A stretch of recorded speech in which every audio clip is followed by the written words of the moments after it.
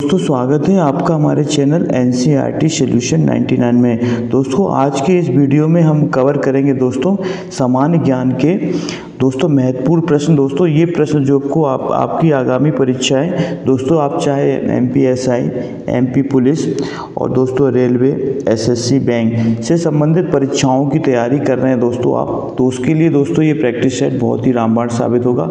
हमें दोस्तों ऐसा आशा ही नहीं बल्कि पूर्ण विश्वास है। तो दोस्तों स्टार्ट करते हैं इस प्रैक्टिस सेट को।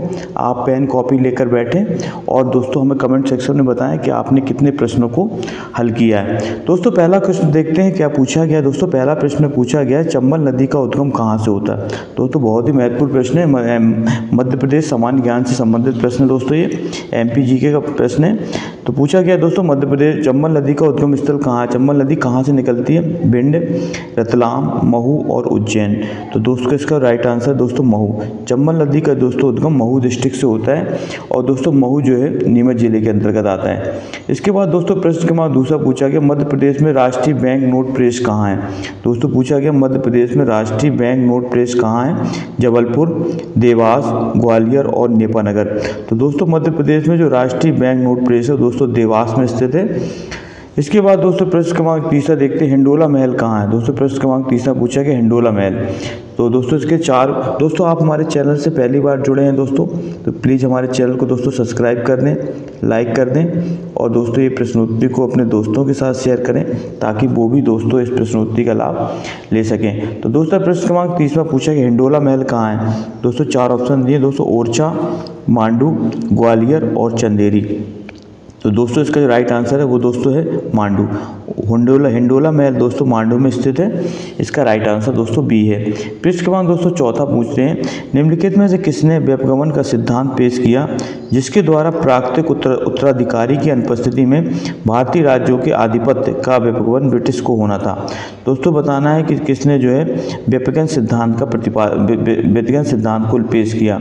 तो दोस्तों इस सिद्धांत को जो लागू करें डॉक्ट्राइन ऑफ लेप्स कहा जाता है दोस्तों, हड़प नीति का सिद्धांत। और दोस्तों इस सिद्धांत को जो प्रतिपादन किया था वो किया था दोस्तों लॉर्ड डलहौजी ने। तो दोस्तों आपको याद रखना व्युपगमन का सिद्धांत जो लॉर्ड डलहौजी द्वारा दोस्तों पारित किया गया था।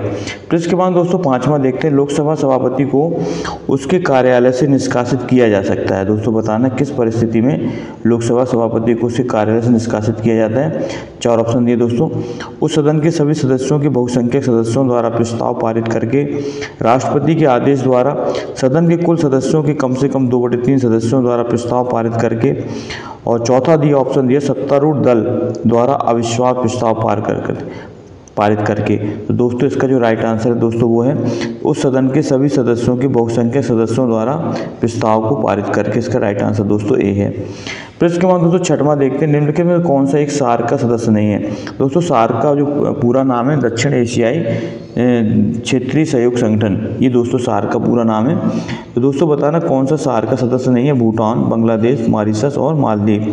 तो दोस्तों मॉरिशस जो है सार्क का सदस्य दोस्तों नहीं है, बाकी तीनों दोस्तों सार्क के सदस्य हैं। प्रश्न क्रमांक सातवां देखते हैं मौसम संबंधित नक्शों पर समान वर्षा के स्थानों को जोड़ने वाली रेखा होती है दोस्तों, उस रेखा का नाम बताना है। आइसोक्लिनिक, आइसोबार, आइसोजेनिक और आइसोहाइट। तो दोस्तों सातवें का राइट आंसर बताइए। तो दोस्तों इसका जो राइट आंसर दोस्तों वो है डी, आइसोहाइट। जो मौसम संबंधी नक्शे पर समान वर्षा को स्थानों को जोड़ने वाली रेखा दोस्तों आइसोहाइट कहलाती है।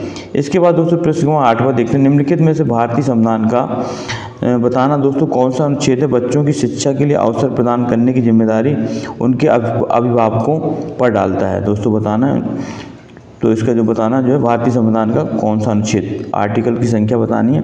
अनुच्छेद 21 है, अनुच्छेद 51 है, अनुच्छेद 45 और अनुच्छेद जो है दोस्तों 350 है। तो दोस्तों प्रश्न क्रमांक 8 का जो राइट आंसर है दोस्तों वो है अनुच्छेद 51A के अंतर्गत दोस्तों जो है बच्चों की शिक्षा के लिए अवसर प्रदान करने की जिम्मेदारी उनके अभिभावकों को दी गई है। पृष्ठ क्रमांक दोस्तों 9वां देखते हैं विजयनगर का प्रसिद्ध हजारा मंदिर किसके द्वारा बनाया गया था। पृष्ठ क्रमांक 9 बताना दोस्तों विजयनगर का प्रसिद्ध हजारा मंदिर किसके शासनकाल में निर्मित हुआ था। चार ऑप्शन दिए दोस्तों, कृष्णदेव राय, देवराय फर्स्ट, देवराय सेकंड और हरिहर फर्स्ट। तो दोस्तों इसका जो राइट आंसर है दोस्तों वो है कृष्णदेव राय। कृष्णदेव राय के समय में दोस्तों विजयनगर का प्रसिद्ध हजारा मंदिर का जो है निर्माण हुआ था। इसके बाद दोस्तों प्रश्न क्रमांक 10 देखते हैं। संविधान सभा द्वारा स्थापित मौलिक अधिकारों और अल्पसंख्यकों हेतु सलाहकार समिति के अध्यक्ष कौन थे? पंडित नेहरू, सरदार पटेल, BN राव और अंबेडकर। तो दोस्तों प्रश्न क्रमांक 10 का राइट आंसर बताइए दोस्तों। प्रश्न क्रमांक 10 का जो राइट आंसर दोस्तों वो है सरदार पटेल। संविधान सभा द्वारा स्थापित मौलिक अधिकारों के अल्पसंख्यकों हेतु दोस्तों सलाहकार समिति के जो अध्यक्ष थे वो थे दोस्तों सरदार पटेल। दोस्तों सरदार पटेल को जो है भारत का लोहे पुरुष के नाम से जाना जाता दोस्तों, आयरन मैन ऑफ इंडिया। इसके बाद दोस्तों प्रश्न क्रमांक देखते हैं 11। प्रश्न क्रमांक 11 में क्या पूछा गया? प्रश्न क्रमांक दोस्तों 11 पूछे, रेशम उत्पादन में भारत का विश्व में कौन सा स्थान है? दोस्तों बताना रेशम के उत्पादन में भारत का कौन सा है? दोस्तों इसका राइट आंसर दोस्तों द्वितीय। प्रश्न क्रमांक 12 देखते हैं दोस्तों। भारतीय संविधान के किस अनुच्छेद में चुनाव आयोग का उल्लेख किया गया है? अनुच्छेद 320, अनुच्छेद 322, अनुच्छेद 324, अनुच्छेद 326। तो बताना तो कॉन्स्टिट्यूशन ऑफ इंडिया दोस्तों भारत संविधान में बताना है कि किस अनुच्छेद में चुनाव आयोग का उल्लेख किया गया है। तो दोस्तों इसका जो राइट आंसर है दोस्तों वो है दोस्तों अनुच्छेद 324। अनुच्छेद 324 में दोस्तों चुनाव आयोग का उल्लेख किया गया है। इसके बाद दोस्तों प्रश्न क्रमांक 13 देखते हैं। प्रश्न क्रमांक 13 पूछा गया दोस्तों, रंगराजन समिति का गठन किसके लिए किया गया? प्रश्न क्रमांक 13 का आंसर बताना दोस्तों, रंगराजन समिति का गठन किसके लिए किया गया?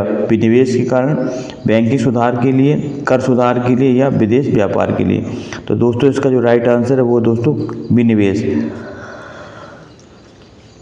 प्रश्न क्रमांक 14 देखते हैं दोस्तों। मॉन्ट्रियल प्रोटोकॉल निम्नलिखित में से किससे संबंधित है? सफ़ेद शेर, क्लोरोफ्लोरोकार्बन, जल प्रदूषण और कृषि। तो दोस्तों इसका जो राइट आंसर है दोस्तों वो है क्लोरोफ्लोरोकार्बन। दोस्तों मॉन्ट्रियल प्रोटोकॉल जो है क्लोरोफ्लोरोकार्बन संबंधित दोस्तों। क्लोरोफ्लोरोकार्बन का दोस्तों सूत्र होता है CFC। दोस्तों C से क्लोरो, F से फ्लोरो और C से कार्बन। प्रश्न क्रमांक 215 देखते हैं। निम्नलिखित में से किसने जो है 14 मई 2017 को फ्रांस के नए राष्ट्रपति पद की शपथ ली थी? Emmanuel Macron, Paul Kagame, Francis Olembe और एर्ना सोलबर्ग। तो 15 का राइट आंसर बताइए दोस्तों। तो इसका राइट आंसर दोस्तों एमेनुएल मैक्रो जो है 14 मई 2017 को फ्रांस के एक नए राष्ट्रपति के रूप में दोस्तों इन्होंने शपथ ली थी। प्रश्न क्रमांक 16 देखते हैं। निम्नलिखित में से किसने चिपको आंदोलन का नेता माना जाता है दोस्तों? सुंदरलाल मेघा पाटकर, बाबा आमटे, सुंदरलाल बहुगुणा और किरण बेदी। तो दोस्तों आप इसका राइट आंसर बताइए दोस्तों। इसका जो राइट आंसर है वो है दोस्तों सुंदरलाल बहुगुणा। सुंदरलाल बहुगुणा को दोस्तों चिपको आंदोलन का नेता माना जाता है। प्रश्न क्रमांक दोस्तों 17वां देखते हैं। ओजोन परत संरक्षण दिवस कब मनाया जाता है? दोस्तों बताना ओजोन परत संरक्षण दिवस कब मनाया जाता है? 16 सितंबर, 5 जून, 23 मार्च और 21 अप्रैल। दोस्तों इसका जो राइट आंसर दोस्तों 16 सितंबर को दोस्तों ओजोन परत संरक्षण दिवस मनाया जाता है। प्रश्न क्रमांक 18 देखते हैं। सौर मंडल का सबसे बड़ा ग्रह कौन है? दोस्तों बताना सौर मंडल का सबसे बड़ा ग्रह कौन है? नेपच्यून, जुपिटर, मार्स और सैटर्न। तो दोस्तों बताना इस 18 का राइट आंसर क्या होगा? तो दोस्तों इसका जो राइट आंसर है वो दोस्तों नेपच्यून जो है तो सौर मंडल का सबसे बड़ा ग्रह है दोस्तों। प्रश्न क्रमांक 19 में देखते हैं। सूर्य का आकार पृथ्वी से दोस्तों कितने गुना बड़ा है? दोस्तों बताना है सूर्य जो है पृथ्वी की तुलना में कितने गुना बड़ा है? 124 गुना, 100 गुना, 109 गुना और 115 गुना।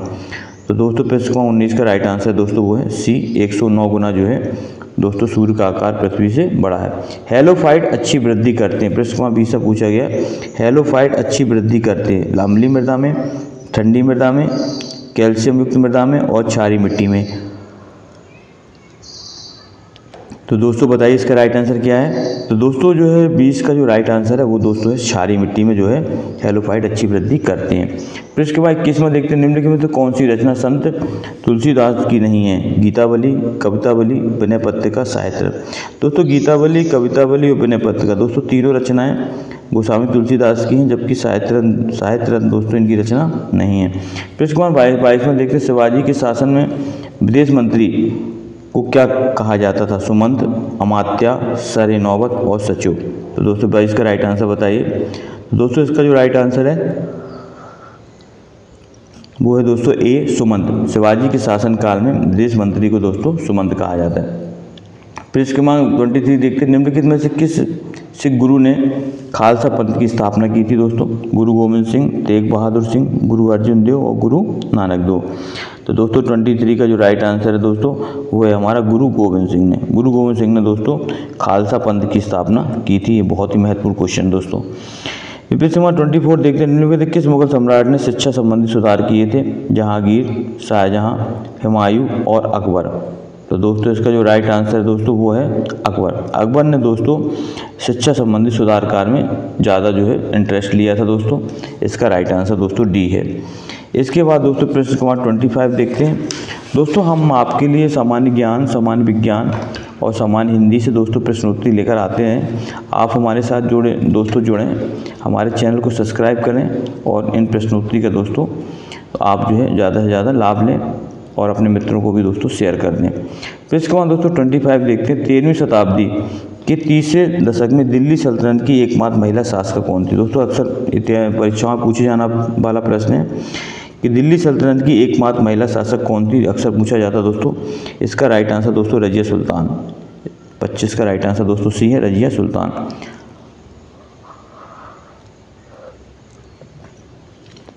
पृष्ठ क्रमांक 26 देखते हैं दोस्तों, आधुनिक चिकित्सा का जनक किसे कहा जाता है? हेरोडोटस, हिप्पोक्रेटस, आर्किमिडीज और पतंजलि। तो दोस्तों इसका राइट आंसर बताना, आधुनिक चिकित्सा का जनक किसे कहा जाता है? तो दोस्तों इसका जो राइट आंसर दोस्तों वो है हमारा हिप्पोक्रेटस। हिप्पोक्रेटस को दोस्तों आधुनिक शिक्षा का जनक कहा जाता है। पृष्ठ क्रमांक दोस्तों 27 देखते हैं, उस्ताद अमजद अली खां निम्नलिखित में से किस वाद्य यंत्र से जुड़े थे? संतूर, सितार, सरोद और सारंगी। तो दोस्तों उस्ताद जो अमजद अली खां थे दोस्तों वो थे सरोद वादक। एक दोस्तों जो है जाने पहचाने सरोद वादक के रूप में जाने जाते थे। पिट स्टॉप शब्द का प्रयोग किस खेल में किया जाता है? फुटबॉल, फार्मूला 1 रेसिंग, टेनिस और स्क्वैश। तो दोस्तों जो पिट स्टॉप शब्द का प्रयोग दोस्तों फार्मूला 1 रेसिंग में किया जाता है। इसका प्रश्न 29 देखते हैं, निम्नलिखित में से कौन सा शब्द भूकंप जो है भूकंप की घटना से जुड़ा हुआ है? पृष्ठ क्रमांक 29 का राइट आंसर बताना दोस्तों। तो दोस्तों 4 ऑप्शन दिए, एपीसेंटर, मैग्ना, मैनोमीटर और दोस्तों इधर टेलीस्कोप। चौथा ऑप्शन दिया दोस्तों टेलीस्कोप। तो दोस्तों बताना कौन सा भूकंप की घटना से जुड़ा है? तो दोस्तों भूकंप की घटना से जुड़ा है दोस्तों वो है इस पहले का right answer A, epicentre. Epicentre दोस्तों भूकंप की घटना से संबंधित दोस्तों क्या है? शब्दावली है और इसका अर्थ होता है दोस्तों अधिकेंद्र।